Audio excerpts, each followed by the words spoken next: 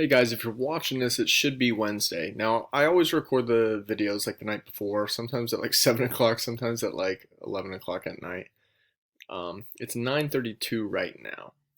So, a couple things. One, today we're going to get into your reading from yesterday, Chapter 3, Section 3. I know some of you had issues getting it on Google Classroom, so if I could quickly go to classwork.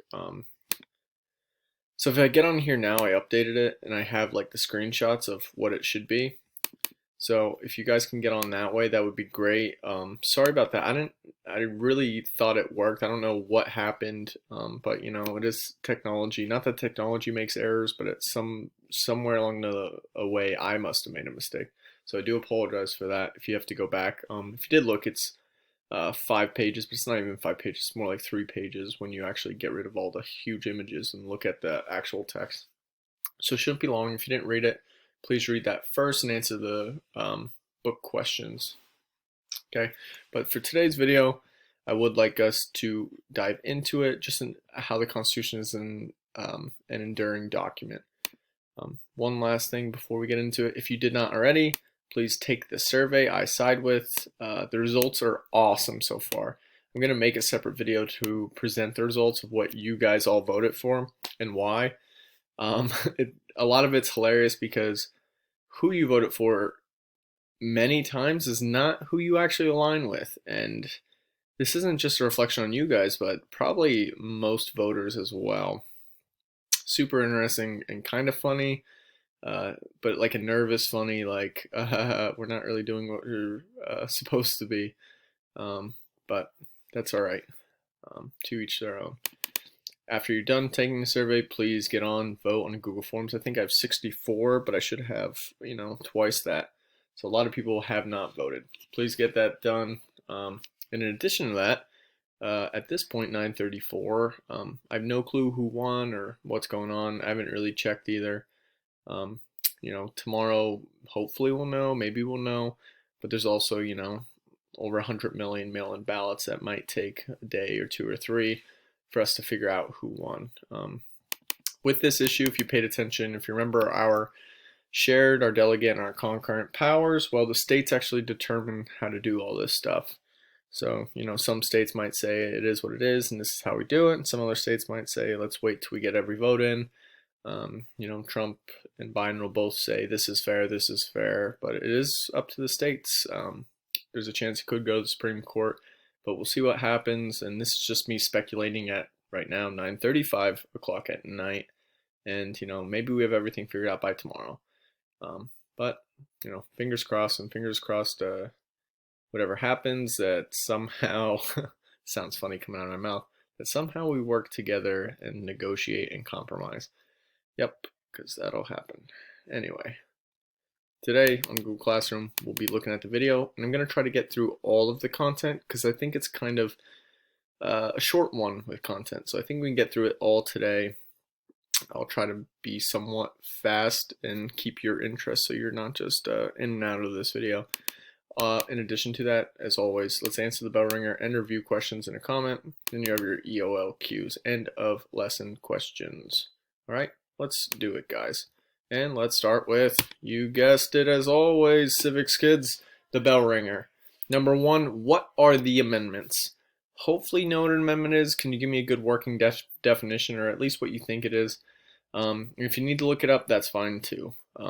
My advice is always to check out etymology, and I think it helps you understand words better than maybe just a dictionary version. The second part to that is, why are amendments even important? So if you know what they are, maybe you can find out why they're important.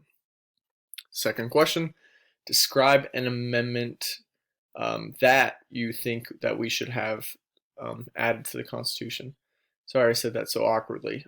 Basically, if we have 27 amendments, what should number 28 be? Because the Constitution is always changing. Like, we can add a 28th, we could add a 29th, we could add a 30th, and so on. Like, that's within the framework of how it works. So, we could change it, we can make it better, we can make things worse potentially, but what do you think we need? So think about it. For this video, we're going to describe how the framers envisioned change when they created the Constitution, And we're also going to identify and explain 2 ways in which the Constitution can be changed. So we're just going to talk amendments and how they work, how we can add them, and that's it. So quick day, hopefully. Here are your key terms: amendment and repeal. Isn't that nice? And alrighty, let's get into it. So let's just stop and think just for a little bit. The Constitution would be written in 1787. So we're talking about something written and so flexible that we can still use it today. It's one of the oldest working constitution. 233 years later. So clearly, self-evidently, it's an enduring document. It's been changed. That is what an amendment is. It's a fix 27 times, and it could be more than that. The political landscape in general is always changing. We always have new problems. Maybe it's COVID. For some, it might be immigration. For some, it might be police brutality. And the answer is always changing too. For instance, right now we're in a polarized society. It's not really a secret that parties aren't getting along. In fact, spreading hate, spreading fear, and kind of misinforming their group about one another. Kind of pointing to like the worst fringe end of each side and saying this is all of them. And if you don't believe me or want to take my word for it, send me an email and I will provide a mountain of evidence for both those sides. I mean, just listen to any political campaign ad, they're pretty much fake. Get any of the postcards from the Biden or the Trump and pretty much mischaracterizing the other side. Unfortunately, and this is where we're at, and people are more and more misinformed. It's sad. But the whole point of this document and why I'm even talking about this is the political landscape's changing. So sometimes the answer that we need is a left answer, like a left-leaning answer, a liberal answer, a democratic answer. And sometimes the political landscape shifts and the right answer is a right-leaning answer. It's a Republican answer, a conservative answer. It really depends what we're talking about, when we're talking about, what the circumstances are. So it is always changing. Let's say with like the pandemic, for instance, more right-leaning people would want to restrict immigration and, keep the people here and let less people in, blah, blah, blah. So like maybe if it's like a COVID or, maybe if our jobs really are struggling or something, the right-leaning answer is to restrict immigration.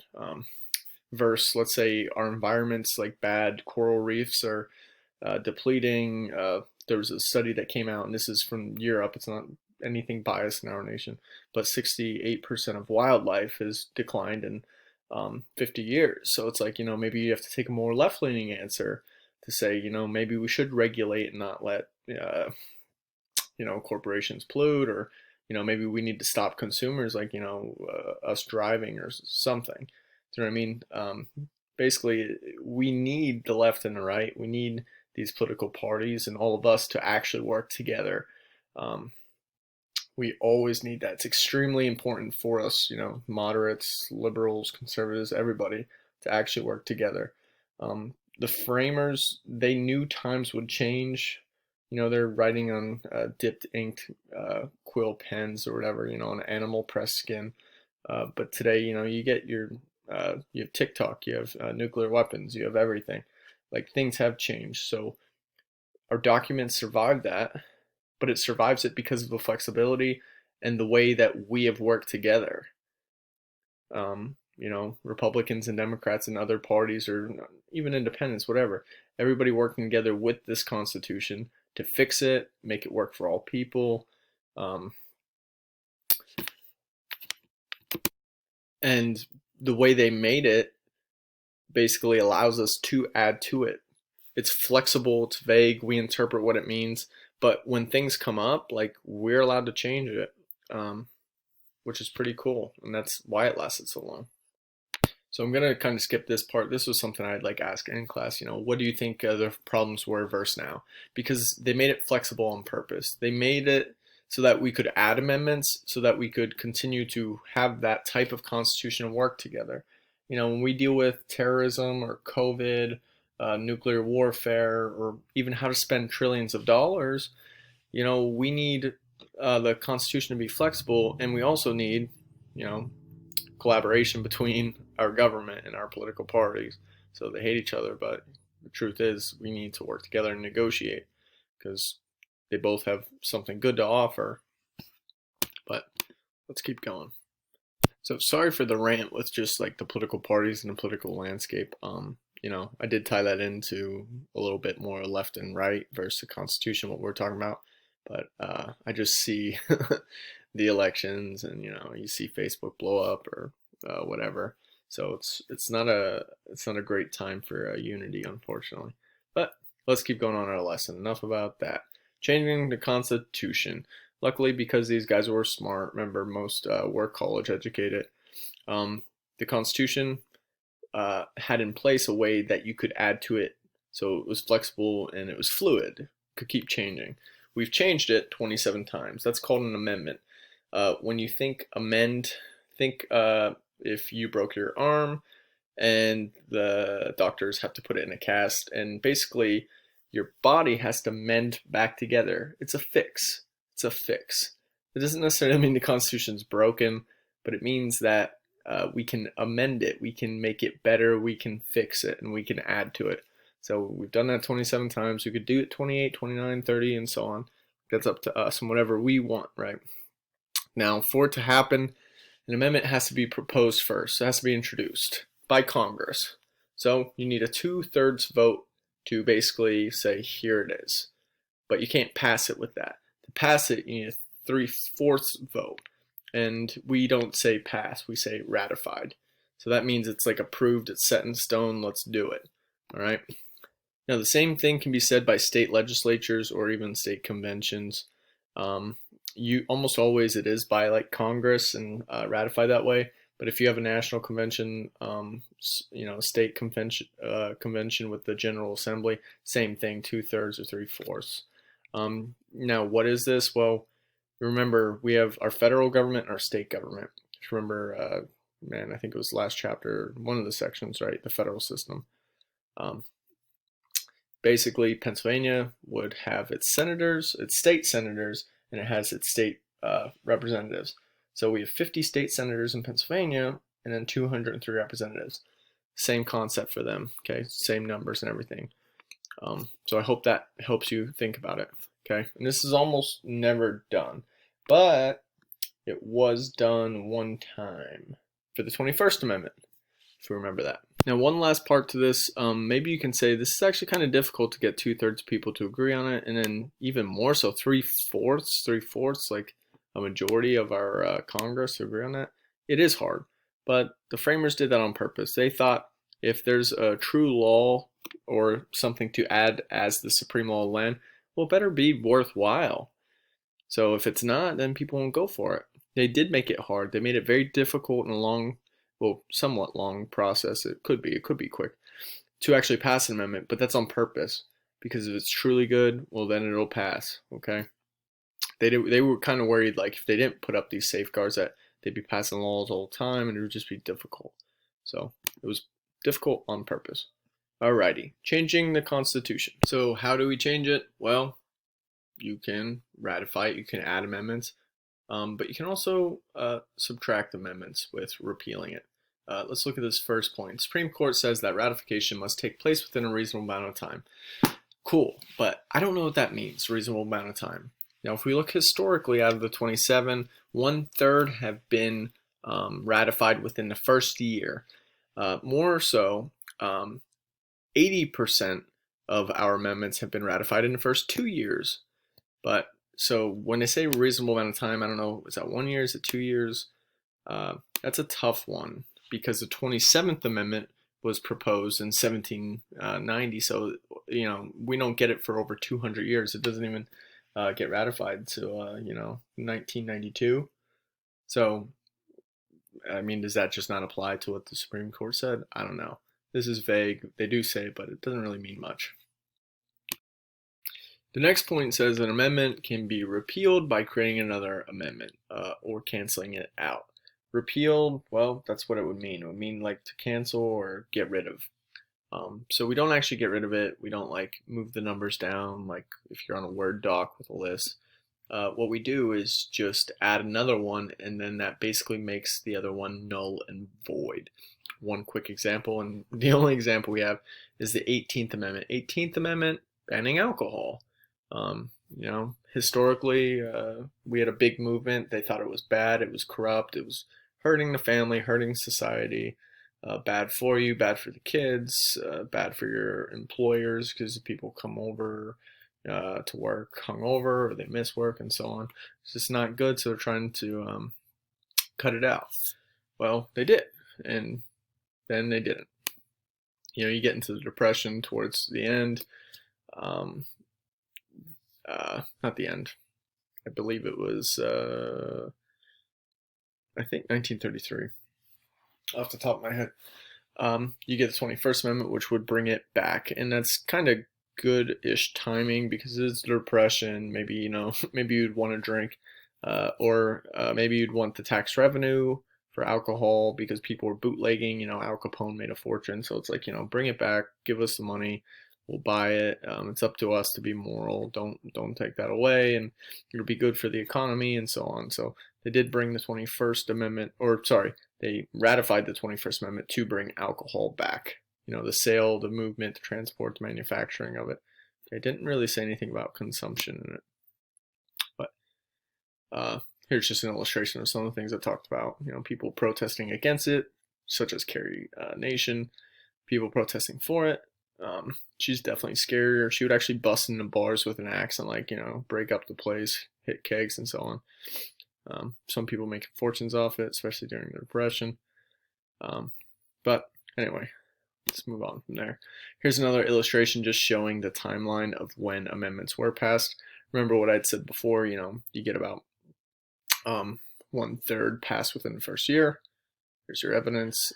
80% passed within 2 years. But then eventually, the Supreme Court says something about, in a reasonable amount of time, but then you get the oddly enough, the 27th Amendment. Here's another illustration. I'm going to give you 15 seconds to just stare at it. Ready, set, go.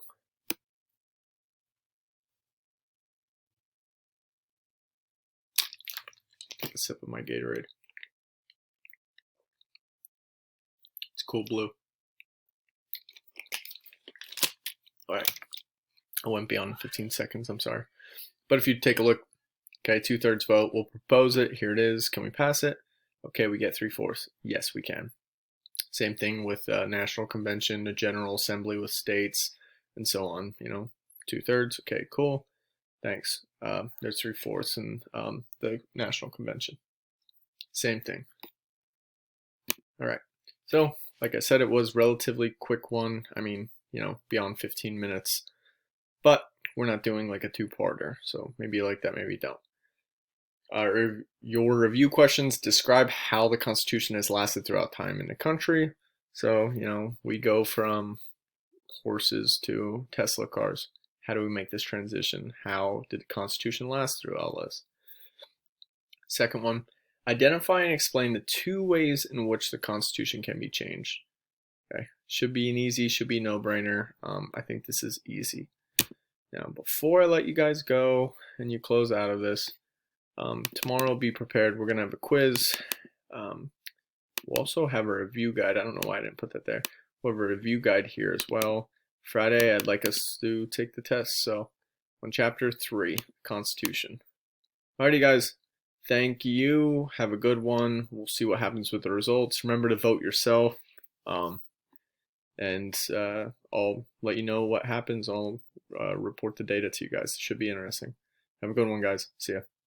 Bye.